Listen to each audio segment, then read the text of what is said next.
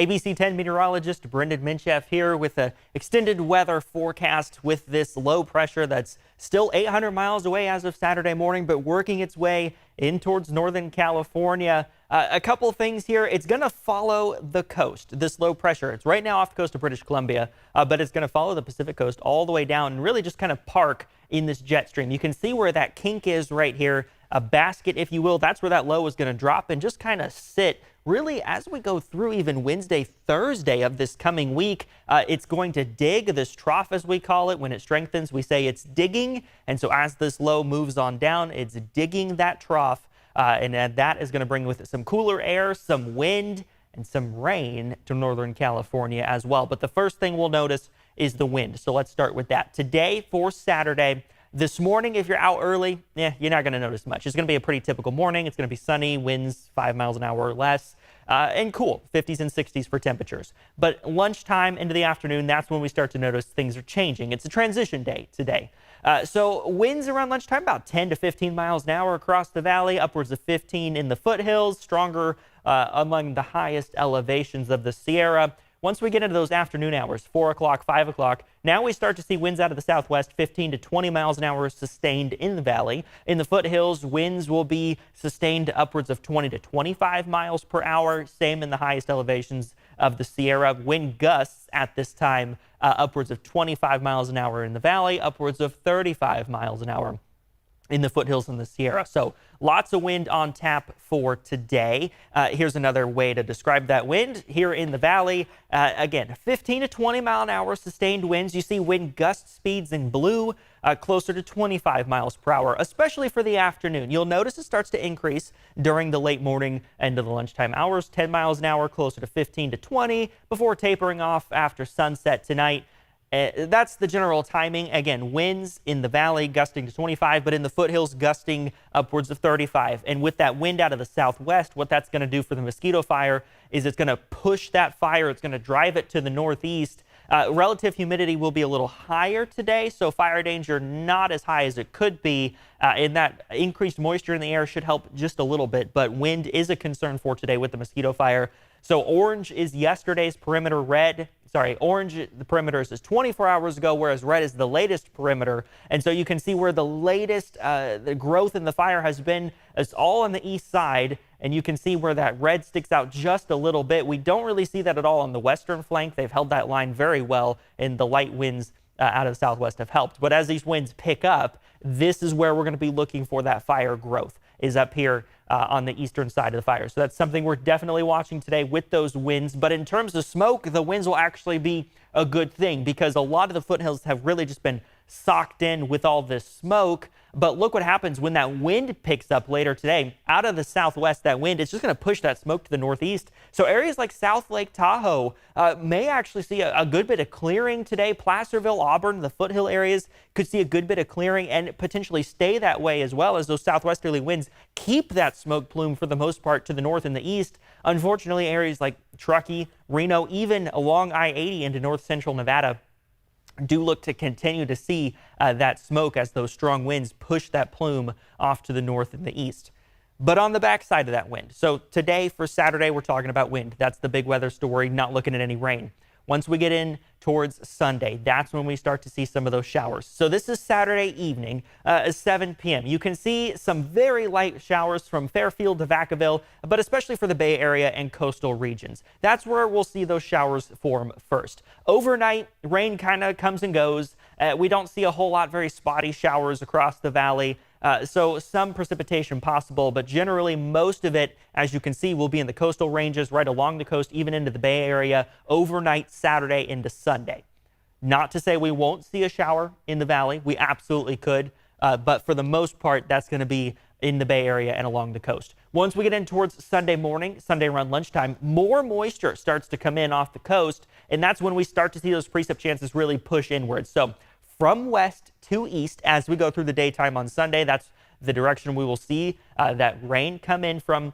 Best chances initially west of I-5 and then moving on to the east. So once we get towards lunchtime on Sunday, we start to see Sacramento, Elk Grove, Stockton, even Modesto starting to see those showers move in. Vacaville and Fairfield continuing to see rain, as will the coastal regions. And then through the daytime on Sunday, rain really off and on all day long. So not necessarily heavy rain at any one time. We absolutely could see a stronger shower move over, but generally just on and off rain all day long on Sunday, all across the valley. And as you can see, as we go through the afternoon, evening hours on Sunday, that rain just overspreads all of Northern California, all the way from the Bay Area into the Sierra. So rain continues Sunday into Sunday PM, becoming more widespread. Again, west to east, initially west of I-5.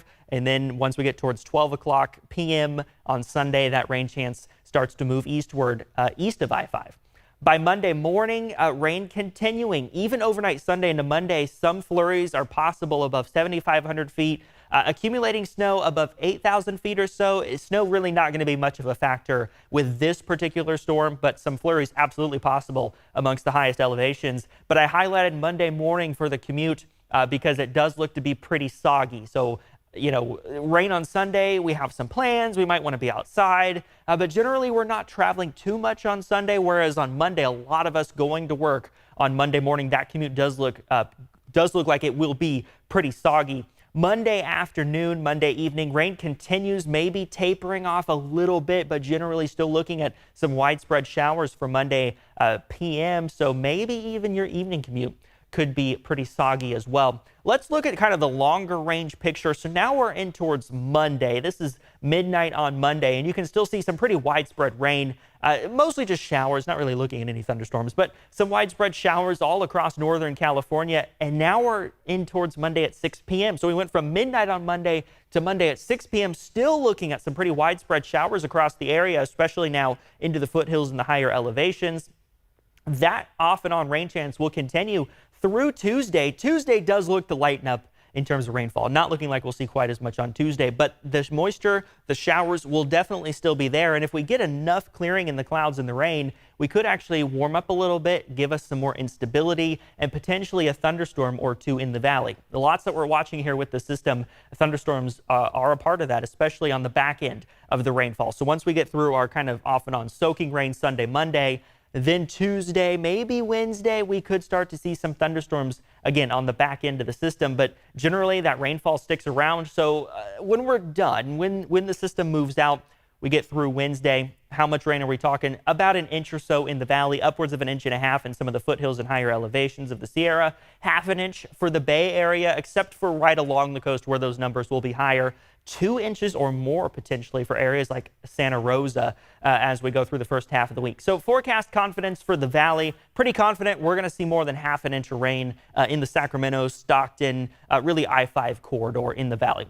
Pretty confident on that. We could easily see more than 1 inch of rain if we get stuck under a rain band, if we have showers that aren't so off and on, but really just more or less continuing through Sunday.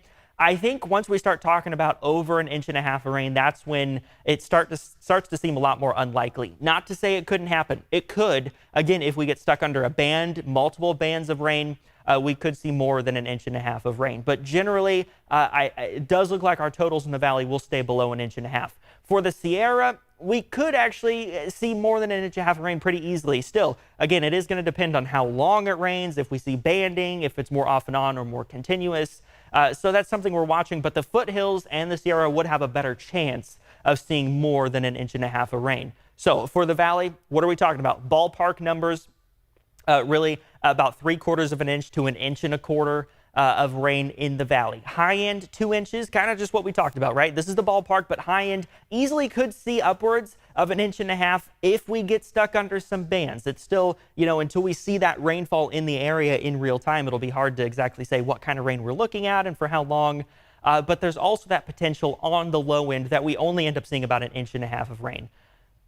But 1.5 inches of rain is still welcome, right? We will take really any rain we get, and it does look like we'll get some nice rain out of the storm. Really, the main uncertainty, we've talked about it, the extent of the eastward spread on Sunday. So how quickly will rain move off the coast into the valley and into the foothills on Sunday. That'll determine how much total rainfall we end up seeing. And then banding, as I've talked about. Will we get a line of showers that's really dumping a lot of rain, or will it just be a very light on and off rain through Sunday through Monday? All those things make a difference in our forecast rainfall totals, but because it does look like we'll see some banding, it does look like it'll move relatively quickly off the coast into the valley on Sunday. This is why we're going with that ballpark number, really right around an inch of rain in the valley, which again is very welcome. So looking at the 10-day forecast, windy this Saturday, rain on Sunday, rain continuing on Monday, lingering showers, maybe even a thunderstorm or two on Tuesday, but temperatures start to warm up from the 60s and low 70s Sunday and Monday